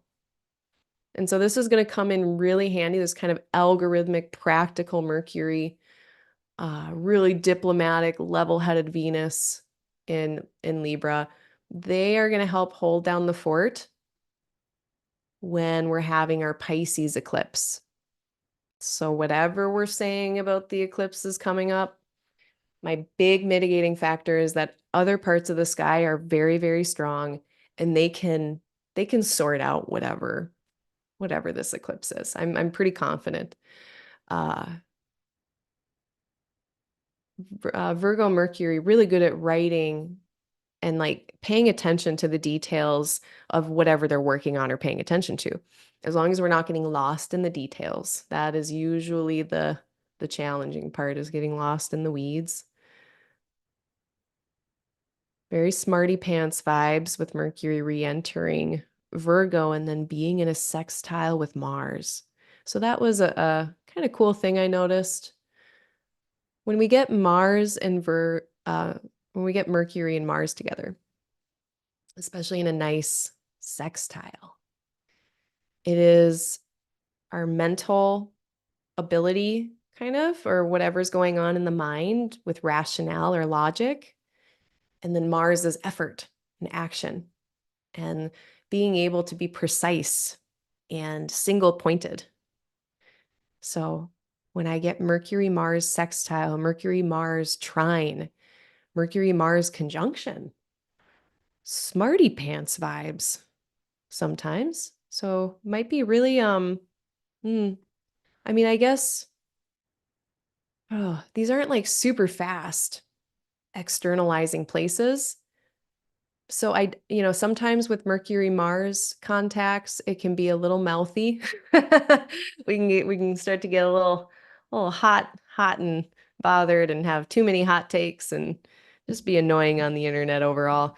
Uh, but this seems a little bit more chill, a little bit more measured, as long as it's like aversion or thought patterns or whatever aren't just getting internalized and ruminated on. But I don't think that's the case here. It's a sextile. Uh, so smarty pants vibes on the 9th, on the 10th. And also the speed just picking up a little bit too at this point.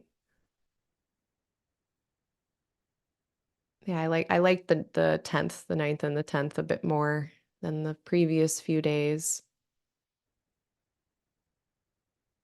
And then on the 11th, the moon is going to apply to an opposition with Mars.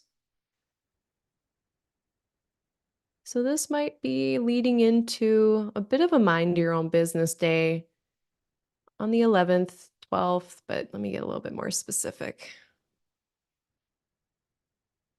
So be careful about which battles you choose beginning on September 11th at around 9:30 p.m. Central Time. So that'll be in the middle of the night for Universal Time. Um, End of the workday on Wednesday for most of the United States. This is like where, like, if you're in the service industry, it's like gets really busy right at the end of your shift. That's what that looks like. Or yeah, like busyness, action, effort happening. That could be fine, but there might just be like this big burst of busyness at the end of the day on Wednesday. Pick your battles at the end of the day on Wednesday. If everyone's tired and cranky at the end of the day on Wednesday, like just let people be that way. If you are more in like the global Eastern time zones, this is actually going to show up for you like more on Thursday, like September 12th in the morning into the afternoon. So this is like, traffic, people are beeping their horns and being road ragey or anything like that. Yeah. It's like, don't have the meeting during the end of the day on Wednesday into early on the 12th. If you're more globally east, like that's when you don't have the meeting. That's when people get like, they start arguing about all the details. Um, Now, I do like the constructivity of like this Moon, Mercury, Mars sextile trine thing that's happening. But Mars being in Cancer, Moon being in Capricorn, they're not super well resourced. And it just, yeah, it can, I think, turn sour pretty possibly. Now, mixed bag of a sky, as it always is on the 12th. We also have the Venus Jupiter trine. So that is a really beautiful configuration where we're getting a lot of the temperate, cohesive, stabilizing energies hooking up very well, especially between Gemini and Libra. So look to the Gemini parts of your chart, the house topics there, look to the Libra house topics. And in the second week of September, how can you, what opportunities or ease or pleasure is happening across those areas? Like really take advantage, like squeeze the juice if you need to with those Gemini, Libra areas of your chart, especially like coming into the second week of September around like the 12th, 12th of September, the 13th, and then by the 15th of September, then it is peaking. So really like, yeah, like the 12th through the 15th of September, we get this beautiful note of stabilization, goodwill, harmony, fun, pleasure, rest, rejuvenation, All things kind of Venus and Jupiter, goodwill, learning, understanding, order, compromise, well, maybe compromise is both of them, justice, free flowing. Maybe we're all having a lot of thoughts and ideas around justice, thoughts and ideas around art or beauty or learning or connecting. It's air, so it's pretty mental, pretty heady, externalizing, talkative.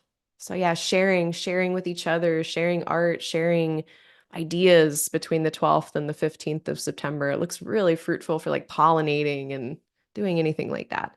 So I really love that. And then at this time too, around the 12th, we're going to have Mercury already starting to fall behind the beams of the sun again. So they'll be within 15 degrees and they're going to be disappearing in the morning sky. So then as Mercury gets closer and closer to the sun, it's there, I mean, the news, the information, the buying and the selling, it gets quieter and quieter again, or more and more hidden, or not as apparent. Um, Mercury is also games and music. So right now, like the first couple weeks of September, now until the first couple weeks of September, music, much louder, music, all of that. Yeah, do it, share it, have fun with it. Starts to get a little quieter at the end of the month. I've been noticing that too. I should start watching this. I should make a spreadsheet and just track like how often I play guitar with the visibility of Mercury. I'm starting to think it goes along together because I've been playing a lot more lately. And I'm like, oh yeah, Mercury's visible.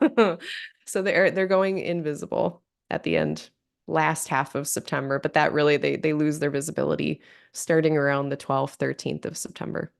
And then too, if you want to do more quiet things, if you need to throw that surprise birthday party, if you need to, um, you know, sneak out on horseback in the middle of the night so no one will find you, gets easier and easier as September goes along.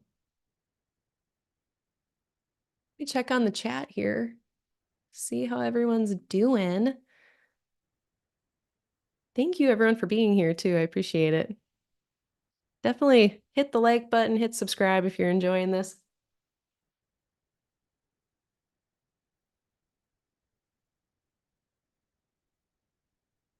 Hello, Clarkson. Hello, Christina. Hello, Nikki. Hello, Lisa.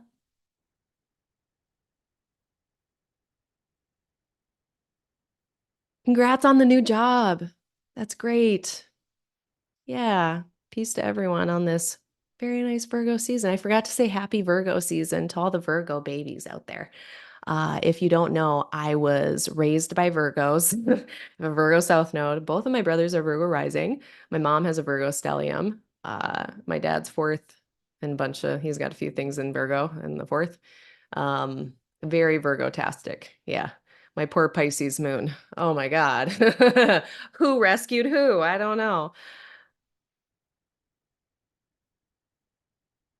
Venus rules Taurus. Blah, blah, blah. Oh, okay. So we got a question. So Venus rules Taurus. That is true. And someone here has a Taurus moon. I wonder which part I was talking about. Yeah. So anytime Venus is doing a thing, no matter where she is doing stuff. So Venus, wherever they are, it is going to also have some kind of effect on the Taurus part of the chart and the Libra parts because Venus is in charge of those places. And just similarly as I'm in charge of doing my job, let's say I'm in a different place where that's harder to do, you're going to see that come out in the other area of my life where I have to do this other job, right? So when Venus is in Libra, that really helps out the Taurus part of our chart. And when Venus is with the South Node, and if Venus is decrease, maybe something in Taurus will also decrease, just temporarily. If there's more of an immaterial kind of focus for Venus when she's by the South Node, then maybe Taurus as well. You're thinking about things more in an immaterial sense, or you're not so wrapped up in the material with it. As Venus, Venus has been in a square with Mars for the last, I actually forgot to talk about that last month. Venus has been in a square with Mars for a while. Yeah, that kind of tension might also leak onto the Taurus part of your chart as well. So, yeah, all to say it does matter. So if you've got a moon in a place, then when Venus is really well resourced, then your moon kind of downstream indirectly is also better resourced. Or when, like, let's say when if you got a moon in Taurus or any planets in Taurus, but then Venus, who's in charge of helping those planets, is in Scorpio, it's a little bit more complicated. How am I going to resource those people at my house when I'm on the other side of the world and I got nothing for them? And I gotta ask other people, and it gets more complicated. So yeah, it definitely matters, and that is such a good question, and thank you for asking. So that's exactly how we start to apply the stuff that I'm saying, really digging into your own chart. That's how you do that, is asking some of these questions. Well, what does it mean if this planet who rules my whatever is now in this new place? It's going to affect that whatever. Um, yeah, great question.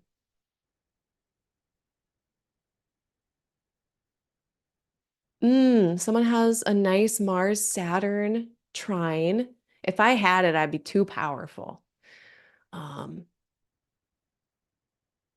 Yeah. Oh, and thank you for reminding me, Lisa. Lisa brings up profection years. So that's something I don't talk about all the time, but that's another way to tailor this information to your chart is if I'm talking about a planetary thing and you're like, oh no, like what's it gonna do? Or ooh, what's it gonna do?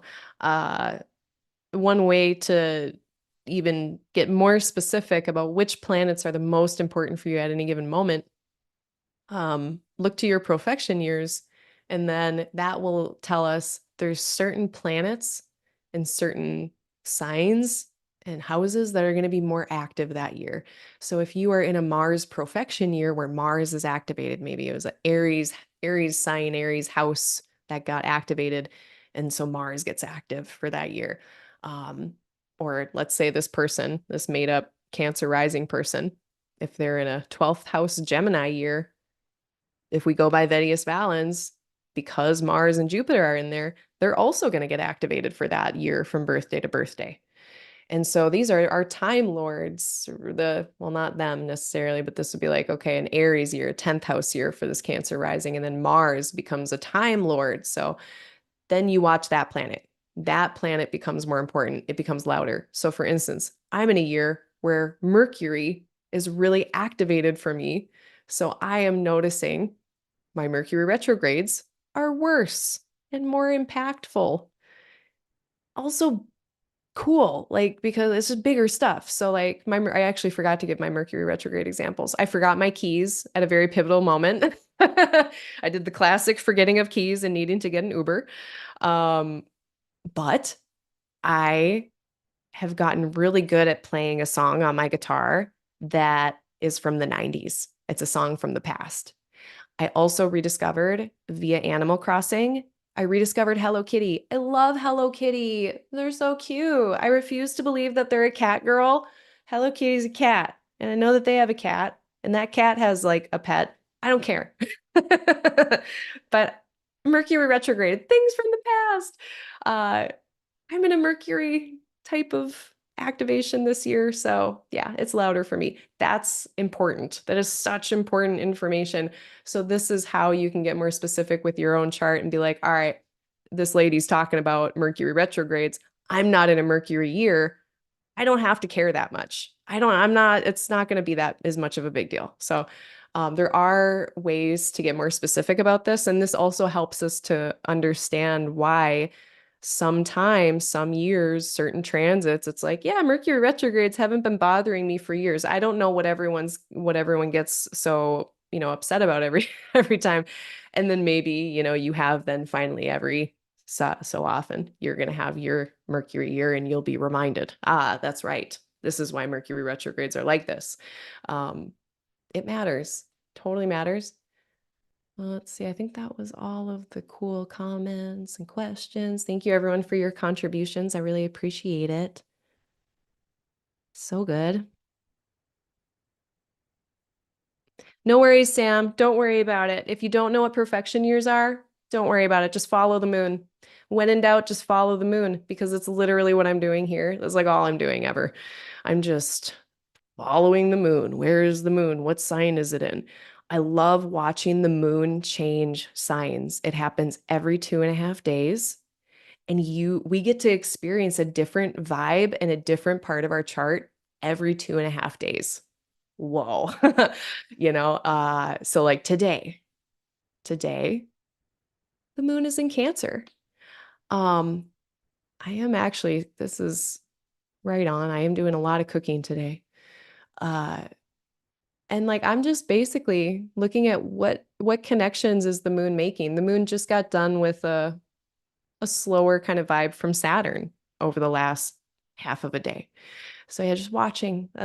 Don't worry about perfections, but transits are a good place to start because we can see them. Those are very visible in the sky. You can't miss them if you're watching. Okay, what else do I need to say right now? I don't think anything. I talked about that cool Venus Jupiter trine that's coming on between like the 12th and the 15th of September. So look at the Gemini and Libra parts of your chart to see where that's going to be effective for you. Kind of squeezing the juice, getting the most out of your Libra and Gemini parts of your chart. And then on the 14th, the Chiron stuff is also kind of getting into this. So, and this is so, it's like it's temperate, it's stabilizing with Chiron, with the wound, with the healing, with the understanding. It is resolutions, reconciliation, compromise, cooperation, harmony, all just being sprinkled over Chiron. So, maybe even this like within this Jupiter Venus trine that is so cool, maybe it will also be really helpful for any kind of chironic stuff that's going on in the Aries parts of our chart, you know? So that could be very fruitful in terms of things that we usually think about as like, that we don't want to deal with maybe. The moon really plugs into all of this too on the 15th. So on the 15th, we're going to get the moon in Aquarius. So the moon is going to be in this nice air trine. And we also get our next lunar benefic enclosure. So that is between 18 degrees. Wait, am I right? I had a typo. Yeah. Yeah, that would be it. Let's actually just, I want to go back to my AstroSeek. Hold, please. Inception. Okay, here. This one. Oh, it's only like an hour? Oh, that's probably why it was confusing to me. Um, we just have an hour. Yeah, actually, that's not very exciting. So September 15th, I mean, gosh, it's at, what is that, 4 p.m. Universal Time. 4 p.m. That's your golden hour on the 15th. If you have something to do on the 15th, do it at 1800 hours Universal Time. That's 4 p.m. Universal Time. That's 10 in the morning on the 15th Central Time. That's when you have the meeting. That's when you send the email. That's when you do the stuff. And then we have an even better one. We'll cover this next time on the 19th and 20th. That's another one. So let's see. That would be more like yeah, like that's 10 a.m. Central Time on September 19th through like most of the day. So, and then more on the 20th, September 20th, global Eastern time zones. Benefic lunar enclosure. That's a good time to do stuff. Okay, those are the enclosures for this month then. That concludes that little bit. On the 16th, we still have the Aquarius moon. So a little bit. So on the 15th and 16th. And that leads us into our first eclipse of this pair. So a couple lighter days before the eclipse. for what it's worth. We'll take it. Mercury is applying to an opposition with Saturn at this point too. So like as we go into this eclipse, we also have some serious conversations happening, some serious accounting, looking at the details, scrutinizing them, being like, what are all those little steps we have to do to get to this thing we're committed to? Or in this long, enduring challenge, a long-standing struggle, Mercury is really faced with it. But again, we have that really strong Mercury that is so ready for it. They're like, oh, you got an audit? I'm ready. I got my clipboard. I got my software. I'm going to be fine. Um, maybe this is me balancing my books, and it's upsetting. I say that because it's my second and my eighth. um, so yeah, it's like it doesn't have to be a mess of an eclipse because we do have just such a strong team of people. It's both Mercury, Venus, and Sun. They're all doing great. And we have a couple lighter days going into this eclipse, but it is an eclipse in Pisces with Saturn, with Neptune. So this is where like, okay, like 2 months ago when I was having my like personal crisis about, how my forecasting is being received or how all of our forecasting is being received. And, everyone's like freaking out every 3 minutes about everything.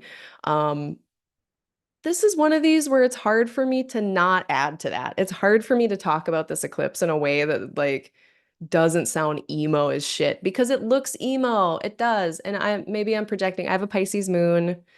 Yeah, it's a change of a place. There's a lot of big feelings or whatever. But what happens when those feelings or that wide perspective gets pessimistic?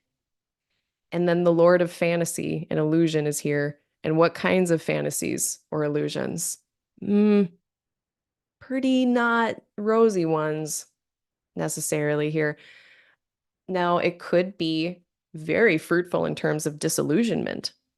Moon is running into Saturn, Lord of Realism, who is really trying to keep things on the rails, trying to keep the ship upright in the face of a lot of illusion and uncertainty. So it could be disillusionment. It could be like, whoa, we are accounting for a lot in this spreadsheet and it's looking pretty real here. So then the moon might, it's in a water sign. There might be feelings around this. I'm not going to pretend like there's not.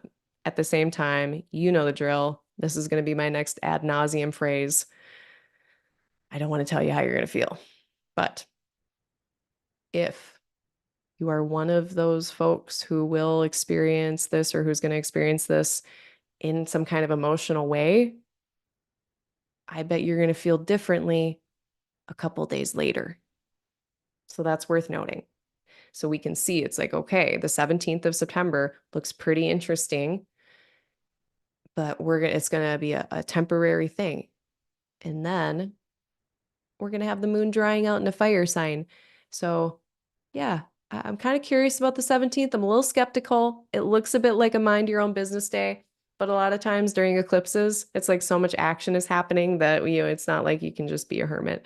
It is a full moon. So, what is the moon shining light on here? What angle are we getting on this Saturn challenge? There's probably been some challenge in the Pisces part of your chart. It's probably been a longer challenge. And now the moon is here shining light on that. So for whatever it's worth, it could be very constructive insofar as it's helping us see what's really there so we can manage it. But yeah, I have a feeling it could be like a reaching of limits. It could be like, okay, what is being illuminated here? My limits. So that's a thing. So listen to those things inside. If there's some messages coming through around the 17th of September, like a button is being pressed or there's a limit or a boundary being pushed upon, that can be such useful information about so much. And if it's getting pushed on in a way where it's like water is getting in and the boat is sinking, then it's showing you, hey, here's a hole that's causing some leaking that I can patch up. So there's always information in there that can be useful. So then, from what angle will we see this challenge from? It could be from the side as well of solutions to that challenge, or, wow, look at how far we've come in the last 6 months. So that's another way we can think about this too, is what was going on 6 months ago during the last set of eclipses on, well, I actually need eclipses, not full moons. So like March 25th, April 8th. These were not necessarily across, they were more in Aries, Libra, but these eclipses go in these 6-month cycles, and oftentimes plot points will really start to arise kind of in this 3-month, 6-month, when the sun is on the bendings versus on the nodes kind of clock. So, look how far you've come on something maybe in the last 6 months. Maybe the moon is shining light on, okay, a long-standing challenge, and look how far you've come. Look how far you got over the last 6 months. Or you're still here 6 months later. Whoa, awesome. Like that's the first step. You still got to be here.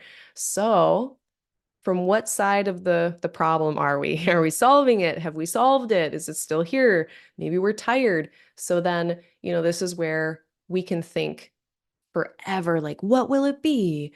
Or, even when we get there and it's happening, you're like, is this it? Is this it? So we get in that analytical, investigative place. But being the moon is here, and this is a watery place, think about needs. So on the 17th, if there are challenges or limitations, or there's something like a lack, a loss, a lessening, Saturn can be lack or loss or a decrease.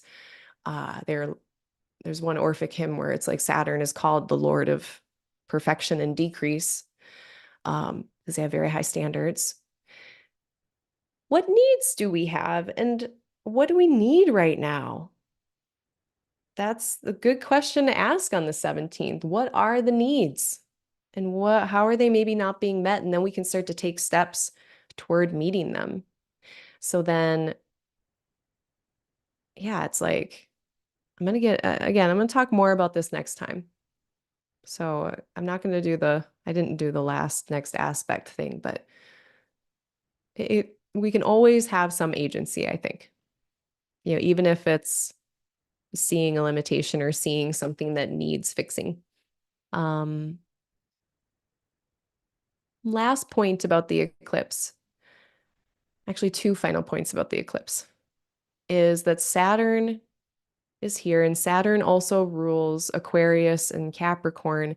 And so I'm wondering, like, all right, what is the moon highlighting here? And of these challenges, of these long-standing challenges that have been going on in Pisces, how does it relate to the topics of Aquarius and Capricorn? So for this Taurus rising person, if they've been having long-standing challenges or even just like big commitments with friend groups that they've been working on, and this is like, all right, here's all this work I've been doing over the last 6 months.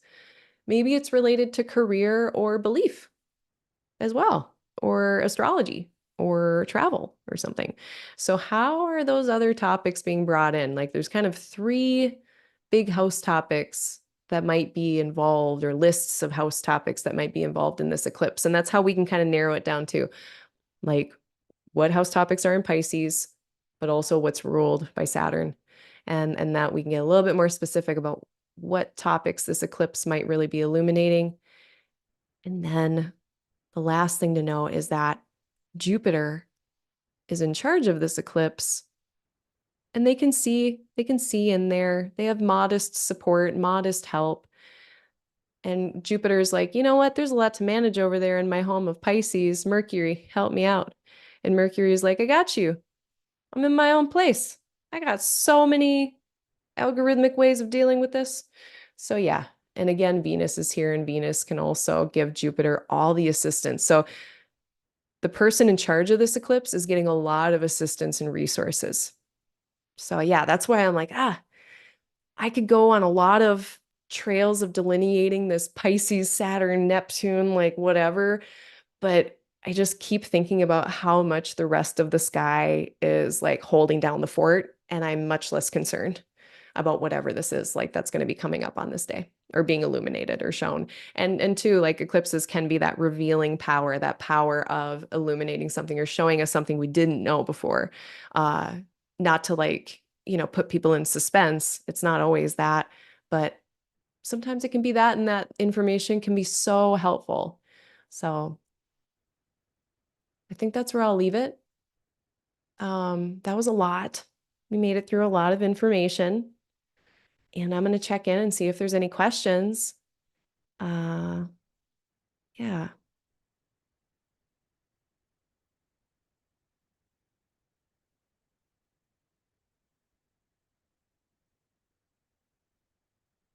Sam, I have not heard that actually. Although, let me think here.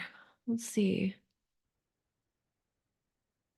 Yeah, I mean, there's a lot of like types of astrology that delineate degree stuff. And even like ancient, like each degree, there's symbolism for it. It's not the Mana Maria, is it?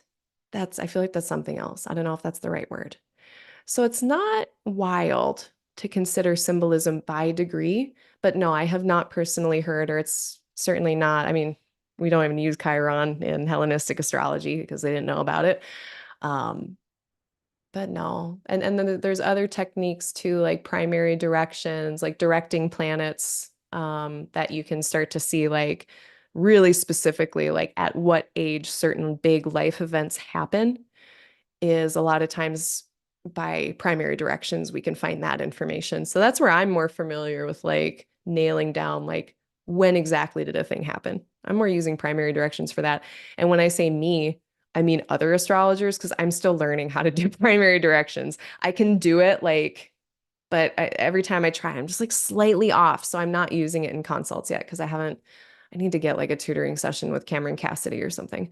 Um, they're a really good astrologer, by the way, if you need assistance. Yeah, okay, that's all I have. Let me just make sure I don't have any other announcements. But again, hit the like button if you like this, hit the subscribe button if you want to keep up. My next one of these, I don't know if I've planned it yet.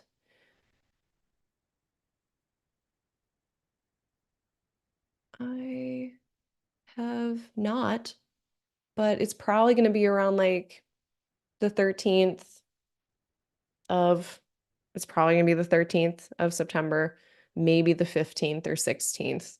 So, yeah, I might do it actually. It might be right on the line again. So I'm glad I talked about the 15th through the 17th because it might not be till then. So hang in till then, although I do have my question and answer time, my question and response time, my office hours on the 12th of September at 7 p.m. Central Time every second Thursday of the month at 7 p.m. Central. I have my question and response time right here. That is another place where you can find me. I'm on Threads mostly. I got locked out of my Twitter account. And also, I had already kind of left before I got locked out of my Twitter account a long time ago. So I'm not really there. I do kind of miss the Astro community sometimes over there, but they're all pretty spicy. A lot of hot takes on Twitter. I'm not on TikTok. It's so fast. I'm so slow. Uh, I'm not on Facebook. I'm kind of on Instagram. And you can always email me at aligninglightaster@gmail.com. If you would like a reading and money is a challenge, and or you have been oppressed by the systems that be, I've got a lot more detailed information about my sliding scale for readings on my website, www.aligninglightastrology.com.